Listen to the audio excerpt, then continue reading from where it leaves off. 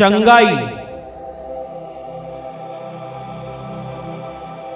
छुटकारा,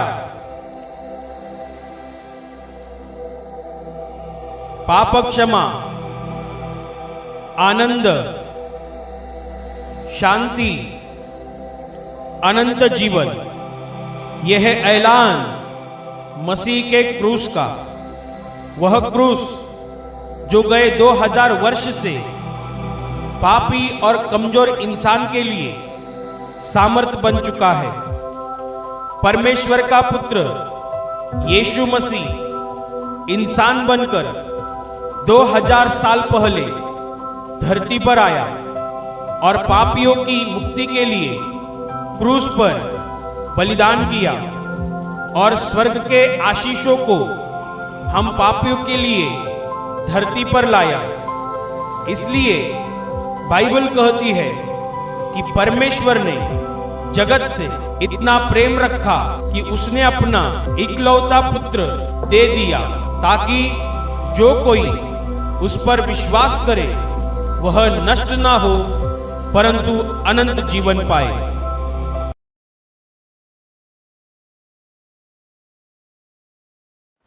मत्ती का सुसमाचार अध्याय 16 वचन 26 में पढ़ती हूँ, अच्छे से सुनिए। यदि मनुष्य सारे जगत को प्राप्त करे और अपने प्राण की हानि उठाए तो उसे क्या लाभ होगा, या मनुष्य अपने प्राण के बदले क्या देगा। Hallelujah, hallelujah, hallelujah, hallelujah. मेरे प्यारे भाई और बहनों, यहाँ पर प्रभु यीशु ने बताया है कि मनुष्य ने सारे जगत को प्राप्त कर लिया पर अपने प्राण की ही उसने हानि उठा ली तो उसे क्या लाभ हो सकता है, या मनुष्य अपने प्राण के बदले क्या दे सकता है। मेरे प्यारे भाई और बहनों, अगर मनुष्य ने अपने प्राण की ही हानि उठा ली और पूरी दुनिया को उसने प्राप्त कर लिया, पूरी दुनिया को उसने अपने हाथों में ले लिया, पर अंत में उसे स्वर्ग हासिल नहीं हुआ, अंत में वो परमेश्वर के साथ नहीं रह सकता, तो उसे क्या फ़ायदा होगा। Hallelujah, hallelujah, hallelujah, hallelujah.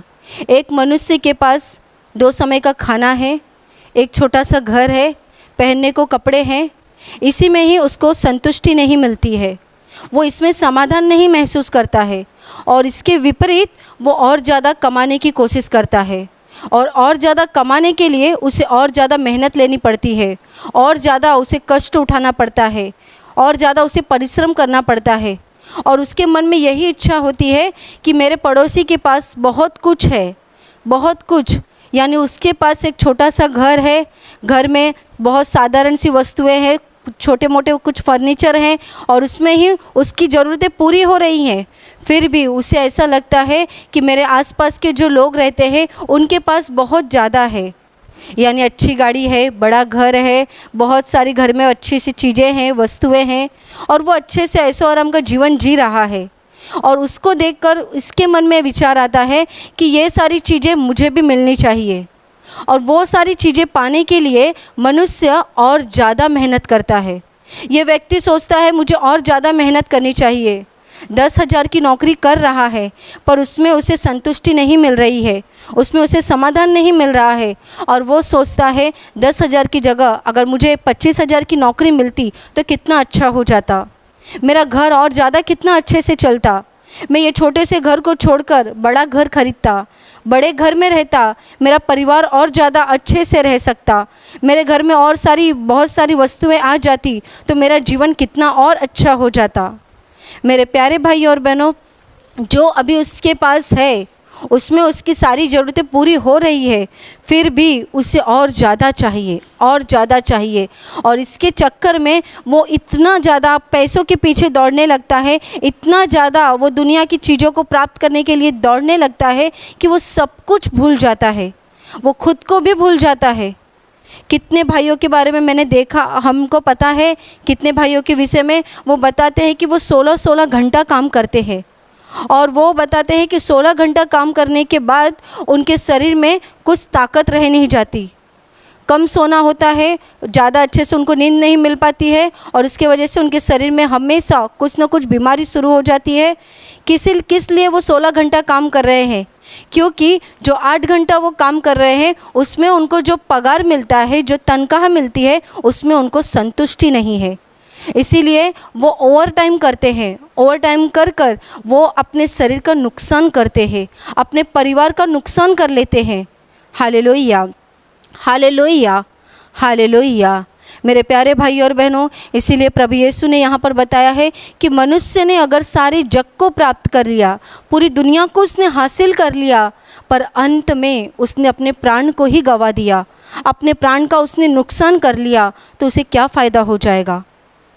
आप यहाँ पर सब कुछ पाना चाहते हैं, आपके पास यहाँ पर सारी चीज़ें, आपको ऐसा लगता है सब कुछ होना चाहिए, महंगा मोबाइल, घर के अंदर कंप्यूटर, घर के बाहर गाड़ियाँ और अच्छे ऑफिस में काम करना, सब कुछ भारी फैसिलिटी आपको चाहिए और आपको लगता है सब कुछ मेरे हाथ में आ जाना चाहिए।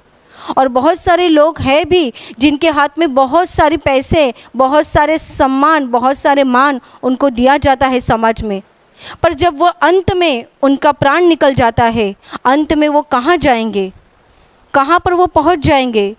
मनुष्य अपने आज का दिन देखता है, वो सोचता है आज मेरे पास बहुत कुछ होना चाहिए, इस पृथ्वी पर जीवन जीते समय मुझे सारी चीज़ें मिलनी चाहिए, पर वो आगे के बारे में नहीं सोचता है कि यहाँ पर मैं जो कुछ कमा रहा हूँ या जो कुछ ले रहा हूँ उसका मुझे फ़ायदा कब तक हो जाएगा, उसका मुझे प्रॉफिट कब तक हो जाएगा, और उसके बाद का जीवन का क्या।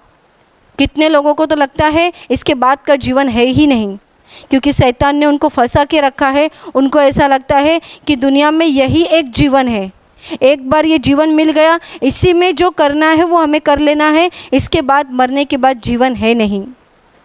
मेरे प्यारे भाई और बहनों, ये पूरी तरह से गलत है।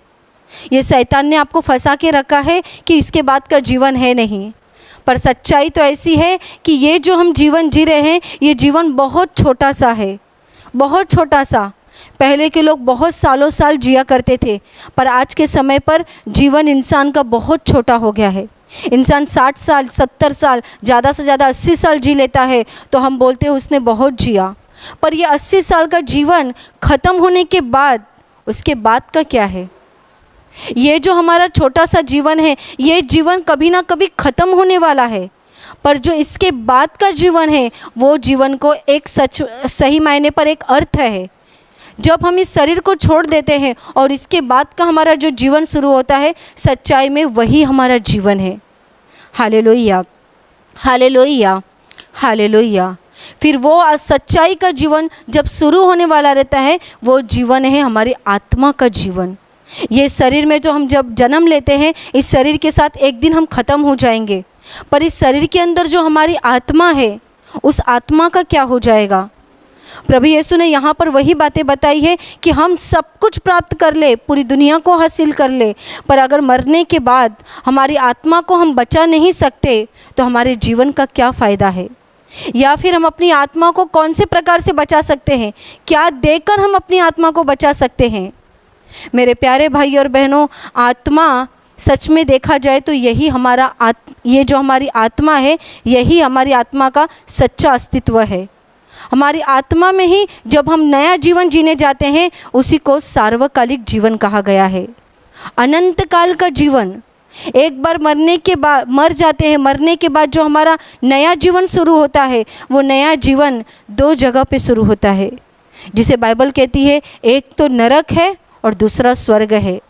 नरक में जाने के लिए हमें कुछ करना नहीं पड़ता। आज दुनिया के बहुत सारे लोग तेज़ी से नरक की ओर दौड़ रहे हैं, नरक के रास्ते पे दौड़ रहे हैं। वो दुनिया में जीते समय सब कुछ हासिल कर रहे हैं, खा रहे हैं, पी रहे हैं, मज़ा कर रहे हैं, दुनिया के सारों ऐसो आराम में वो अपना जीवन बिता रहे हैं, दुनिया का आनंद लूट रहे हैं, पर अंत में उन्हें खुद को भी नहीं पता कि जिस रास्ते पे वो चल रहे हैं, वो रास्ता एक दिन नरक की तरफ जाने वाला है। पर मेरे प्यारे भाई और बहनों, बहुत लोग हैं जो प्रभु यीशु पर विश्वास कर रहे हैं, प्रभु यीशु पर विश्वास करके वो प्रभु यीशु के रास्ते पे चल रहे हैं। प्रभु यीशु के रास्ते पर चलते समय उन्हें बहुत कठिनाइयाँ आ जाती है, बहुत संकट आ जाते हैं, बहुत तकलीफ़ों का उन्हें सामना करना पड़ता है, फिर भी वो प्रभु यीशु का हाथ पकड़कर चलते रहते हैं। ऐसे लोग अपनी आत्मा को बचा लेते हैं। जब उनके शरीर में मृत्यु हो जाती है, तभी मरने के बाद उनके लिए प्रभु यीशु ने स्वर्ग में अनंत काल का जीवन रखा है। उस अनंत काल के जीवन का कभी भी अंत नहीं हो जाएगा, कभी भी अनंत काल के जीवन की गिनती ख़त्म नहीं हो जाएगी। यहाँ पर हम दिन, सप्ताह, महीना, साल ऐसे गिनती करते हैं, पर स्वर्ग में जो जीवन हमारे लिए रखा गया है उस जीवन की कोई गिनती नहीं है। उस जीवन को अनंत काल का जीवन कहा गया है। अनंत काल यानी 100 साल, 1000 साल और उससे ज़्यादा, उसकी कोई गिनती नहीं है। यानी अनंत काल तक वो जीवन जीते रहेंगे। Hallelujah, hallelujah, hallelujah, hallelujah. इसीलिए तो बाइबल में एक बहुत अच्छा उदाहरण बताया गया है। वो उदाहरण ऐसा है कि एक अमीर आदमी था और वो अमीर आदमी, उसके घर में बहुत, उसके पास पैसा था, बहुत मान सम्मान था उसके पास, और वो अमीर आदमी हर दिन अपने घर में मेज़बानी करता था। यानी अपने दोस्तों को बुलाकर, अपने रिश्तेदारों को बुलाकर हर दिन वो अपने घर में खाना पीना करता था। बहुत महंगे कपड़े पहनता था, बहुत भारी भारी कपड़ों में वो रहता था। ऐसो आराम का वो जीवन जी रहा था। और उस अमीर आदमी के घर के पीछे में एक लाजर नाम का गरीब इंसान बैठा करता था। और ये लाजर नाम का जो भिखारी गरीब इंसान था, उसके पास खाने के लिए भी कुछ नहीं था। ये लाजर उसकी डेवड़ी पर बिठा दिया जाता था इस अमीर आदमी के घर के बाहर, ताकि इसके घर में से जो जूठा निकल जाए वो जूठा खाकर अपना पेट भर सके। और वो जूठा भी उसे खाने के लिए नहीं मिलता था, क्योंकि बाइबल कहती है कि वो इतना गरीब था कि उसे खाने के लिए भी नहीं मिलता था। और उसके शरीर पर पूरे जख्म भरे थे, बड़े बड़े फोड़ों से उसका शरीर जख्म से भरा हुआ था, और कुत्ते भी उसके शरीर को चाट कर जाते थे। इतनी बुरी अवस्था में था कि उसे खाने को तो मिलता भी नहीं था, उसके शरीर पर ठीक से कपड़े नहीं थे, और वो बीमार भी था। ऐसी अवस्था में वो हर दिन इंतज़ार करता था कि इस श्रीमंत मनुष्य के घर से मुझे कुछ मिल जाए तो मैं अपना पेट भर लूँ। और ये श्रीमंत मनुष्य, ये अमीर आदमी हमेशा ऐसो आराम का जीवन जीता था। एक दिन ऐसा हो गया कि ये जो गरीब आदमी है लाजर, वो उसकी डेवड़ी पे जो हमेशा बैठकर उसके खाने का इंतज़ार करता था, यानी जो कुछ जूठा मिल जाए उसका इंतज़ार करता था कि वो उससे अपना पेट भर ले, वो एक दिन मर गया। और मरने के बाद देवदूतों ने, यानी स्वर्गदूतों ने उसको उठाया और अब्राहम की गोद में जाकर उसको बिठा दिया। और कुछ ही दिनों के बाद ये जो श्रीमंत इंसान था, अमीर इंसान था, उसकी भी मौत हो जाती है। और मरने के बाद जब वो अपनी आंखें उठाकर आत्मा में देखता है तो वो खुद को एकदम अधोलोक में पाया, वो खुद को महसूस करता है। और जब वो अपनी आंखें उठाकर देखता है तो ऊपर देखता है कि जो गरीब भिखारी लाजर उसके दरवाजे के बाहर बैठा करता था, उसके जूठन खाया करता था, उसके जख्मों को कुत्ते चाट कर जाते थे, ऐसा ये गरीब भिखारी लाजर वो अब्राहम की गोद में बैठा हुआ है, यानी अब्राहम के साथ स्वर्ग में बैठा हुआ है। तभी ये श्रीमंत इंसान, अमीर इंसान चिल्लाता है, अब्राहम को आवाज़ देता है और कहता है कि मैं इस आग में जल रहा हूँ और तू मुझ पर ऐसी दया कर कि वहाँ से लाजर को नीचे भेज दे, ताकि वो अपनी उंगली से पानी का एक बूंद मेरी जीभ पर रख दे, क्योंकि यहाँ की अग्नि मुझे जला रही है। तभी अब्राहम उसको उत्तर देता है कि याद कर, तू पृथ्वी पर रहते हुए तूने बहुत सुख भोग लिया, पर अब तू यहाँ पर दुख भोग रहा है। जिस प्रकार से तूने पृथ्वी पर बहुत सुख भोगा और उसी प्रकार से अब तू यहाँ पर दुख भोग रहा है। और उसी प्रकार से यहाँ पर ये जो लाजर स्वर्ग में मेरे साथ सुख उठा रहा है, याद कर इसने पृथ्वी पर बहुत दुख उठाया है, इसीलिए अब तो इस नरक में दुख भोग रहा है और वो स्वर्ग में सुख यानी शांति ले रहा है। Hallelujah, hallelujah, hallelujah, hallelujah, hallelujah, hallelujah. मेरे प्यारे भाई और बहनों, इस घटना से हमें ये सीखने को मिल रहा है कि इस मनुष्य ने अपनी दुनिया में, अपने जीवन में बहुत ऐसो आराम का जीवन जिया, उसके बाद बहुत कुछ था, पर अंत में उसने अपने प्राण की हानि उठा ली। अंत में उसने अपने प्राण को, अपनी आत्मा को गंवा दिया। अगर आप भी इसी रास्ते पे चल रहे हैं तो आज ही मन फिरा लीजिए, प्रभु यीशु के ऊपर विश्वास कीजिए उसके रास्ते पे चलिए। जो आपके पास है उसी में संतुष्ट हो जाइए, उसी में समाधान हो जाइए। आपके पड़ोसी के पास कितना ज़्यादा है उसे देखकर अपने मन में दुखी मत हो जाइए, तो बल्कि ये सोचिए प्रभु ने आपको जितना दिया है उसमें आपके लिए बहुत कुछ है। प्रभु आपको दे रहा है 2 समय का खाना, प्रभु आपको रहने के लिए घर दे रहा है, प्रभु आपको पहनने के लिए कपड़े दे रहा है। इसी में आप संतुष्ट हो जाइए। आप दुनिया के पीछे मत भागिए। जैसे दुनिया के लोग बहुत सारी चीज़ें प्राप्त करने के लिए भाग रहे हैं। बहुत लोगों को सोना बहुत पसंद है, बहुत लोगों को चांदी बहुत पसंद है, बहुत लोगों को बहुत प्रॉपर्टी करना अच्छा लगता है, बहुत लोगों को बहुत बैंक बैलेंस जमा करना अच्छा लगता है। उनको लगता है ये सारी चीज़ें हमारे लिए करनी चाहिए। पर मेरे प्यारे भाई और बहनों, आप अपने लिए उतना ही करो जितना आपको ज़रूरत है। जितनी चीज़ें आपके लिए आपको ज़रूरत है, आपके परिवार के लिए जितनी चीज़ें ज़रूरत है, आप उतना ही कीजिए। बाकी की सारी चिंता प्रभु यीशु के ऊपर छोड़ दीजिए। दुनिया के साथ में, दुनिया के पीछे मत भागिए। आप दुनिया में रहते ज़रूर है, पर दुनिया के जैसे मत बन जाइए। आप प्रभु यीशु पर अगर विश्वास करते हैं तो उसके ऊपर विश्वास करके उसके रास्ते पे चलते रहिए, ताकि आपको अंत में वो अनंत जीवन मिल जाए। वो अनंत जीवन जो प्रभु यीशु ने हम जैसे विश्वासी लोगों के लिए रखा है। अगर आप प्रभु यीशु पर विश्वास रखते हैं तो आप मन के अंदर ये विश्वास रखिए कि यहाँ पर मुझे कुछ मिले ना मिले, यहाँ पर मेरी ज़रूरतें पूरी हो ना हो, पर मेरा विश्वास है प्रभु यीशु ने मेरे लिए स्वर्ग में सब कुछ रखा है। वो एक दिन मुझे स्वर्ग में सब कुछ दे देगा। वो एक दिन स्वर्ग में मुझे सच्चा आनंद दे देगा। एक दिन वो मेरे जीवन में से सारी तकलीफ़ों को निकाल कर वो अपने स्वर्ग में मुझे सच्ची शांति दे देगा। Hallelujah, hallelujah, hallelujah, hallelujah. मैं आपको एक और उदाहरण बताना चाहती हूँ, एक सच्ची घटना बताना चाहती हूँ। एक भाई था और वो भाई वो जहाँ पर रहता था वो बहुत श्रीमंत था। उसके पास अच्छा घर था, पत्नी, घर बार सब कुछ था। पर वो काम क्या करता था, वो थोड़ा सा उम्र में ज़्यादा था। उसका काम एक ही था कि वो दूसरों के घर, जो कुछ भी घर में मतलब जिसका घर रहता था, वो घर पर अगर कोई केस चालू है या घर कोई भाड़े पर लिया है या घर का कोई कर्जा अदा नहीं कर पा रहा है, तो ऐसे लोगों का वो घर ज़बरदस्ती करके ले लेता था। और कितने सारे घर ऐसे ही उसने अपने कब्जे में कर लिए थे, और बहुत सारे घर उसने कब्जे में करके वो बहुत सारे घर का मालिक बन गया था।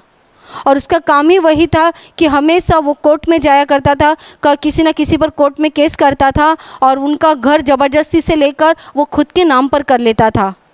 और ऐसे करके बहुत से जो गरीब लोग थे वो हमेशा उसके सामने रोते थे और बहुत बार कहते थे कि ये घर हमारा है, हमारे ऊपर कर्जा ज़रूर हो गया है, पर इस घर को आप मत लीजिए, ये घर हम कभी ना कभी छुड़ा लेंगे। पर वो कभी किसी की सुनता नहीं था। हमेशा वो दूसरों का घर हड़प के ले लेता था और ऐसा करके उसने बहुत प्रॉपर्टी बना ली थी। और वो हमेशा दूसरों से कहता भी था, मेरे पास तो इतने सारा घर है, इतना सारा दुकान है, मुझे किस चीज़ की कमी है।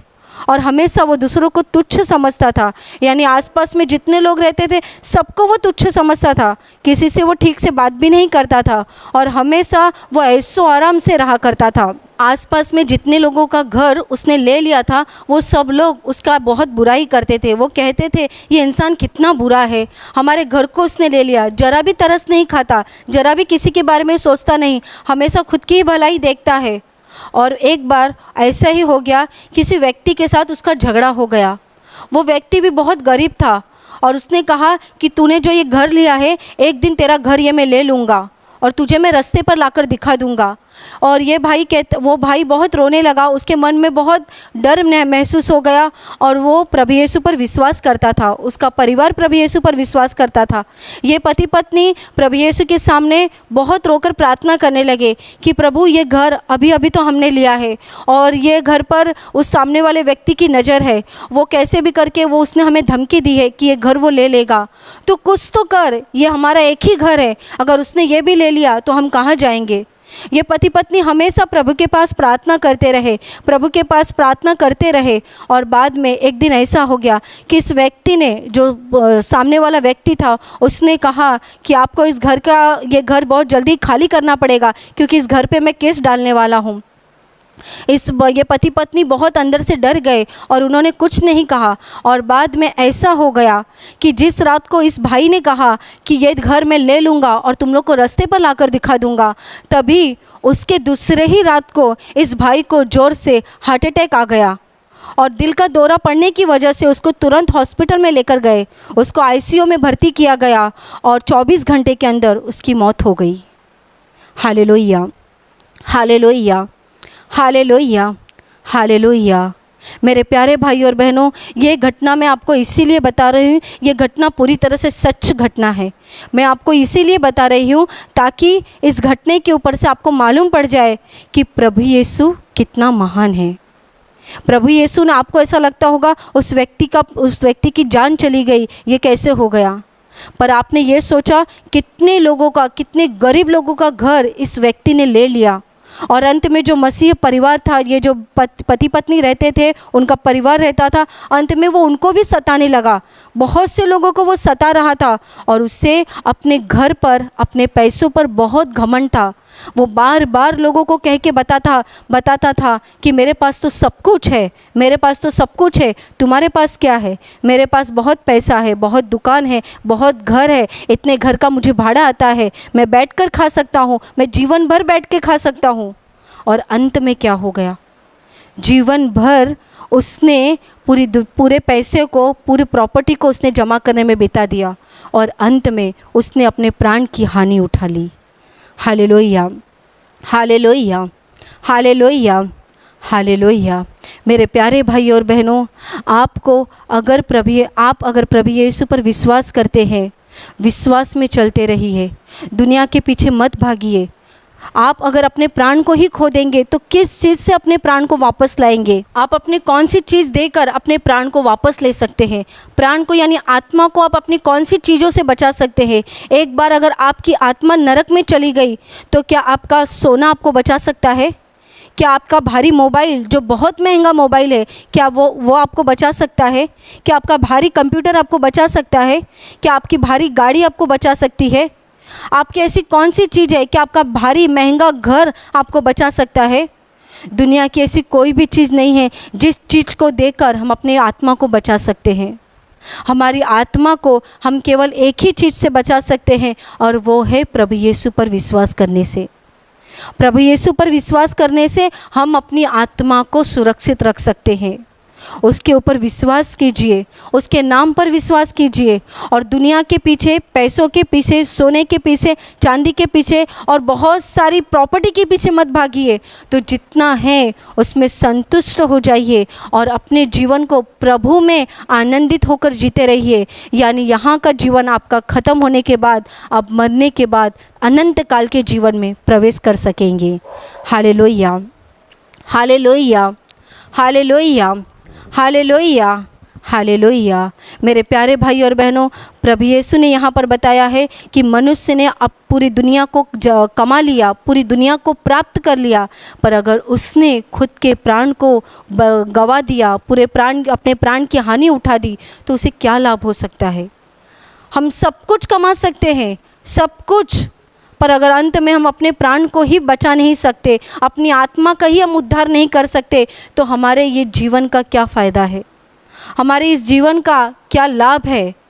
और अंत में जब हम अपनी आत्मा को नरक में पाएंगे तो उसे हम किस चीज़ से बचा सकते हैं? कौन सी चीज़ से हम बचा सकते हैं? कोई भी चीज़ से नहीं। हमारी आत्मा को हम एक ही चीज़ से बचा सकते हैं और वो है प्रभु यीशु का पवित्र लहू।